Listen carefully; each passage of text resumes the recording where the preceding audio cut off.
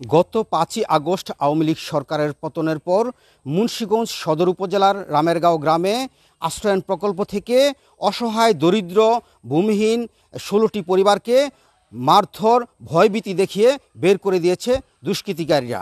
আমি যদি আপনাকে একটু দেখানোর চেষ্টা করি, এই যে এই আশ্রয়কেন্দ্রটিতে মোট ১৬টি ঘর রয়েছে, আর এই ১৬টি ঘরে ১৬টি পরিবার এখানে বসবাস করত।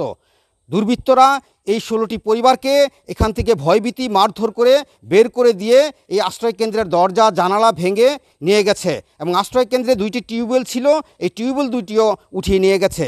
বর্তমানে এই অসহায় দরিদ্র মানুষগুলো মুন্সিগঞ্জের বিভিন্ন এলাকায় তারা ভাড়া বাসায় বসবাস করছেন। কথা বলতে চাই এই অসহায় পরিবারের মানুষগুলোর সাথে, জানতে চাইব তারা বর্তমানে কি অবস্থায় আছেন। আশ্রয়কেন্দ্রে আমি থাকতাম, আমার ৩ ছেলে, আমার স্বামী চোখে দেয় না, অন্ধ। আমরা বিভিন্ন জায়গাতে ভিক্ষা করে আমরা খাই, অসহায়ের মতো আমরা লড়াই দিছি। ওই জায়গাতে ৫ তারিখের রাত্রের থেকে শুরু করছে, এখান থেকে আমরা তাড়াই দিছে যে এখানে তোমরা থাকতে পারবা না, তোমরা এনে চলে যাও, মাল সাবানা নিয়ে যা পারো।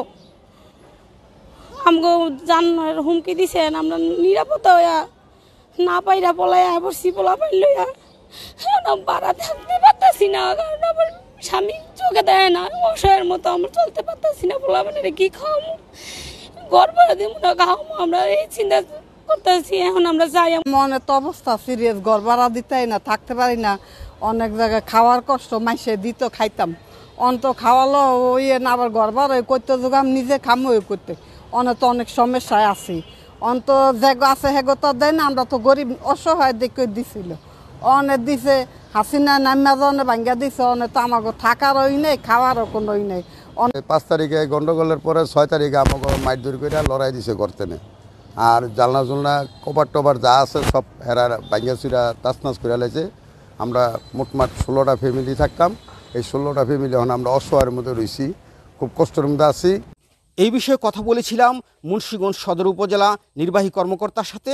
তিনি আমাকে যেমনটা জানিয়েছেন, এই আশ্রয়ণ প্রকল্পের এই ক্ষতিগ্রস্ত ঘরগুলিকে দ্রুত সংস্কার করে এই অসহায় দরিদ্র পরিবারগুলিকে এখানে আবার ফিরিয়ে আনা হবে।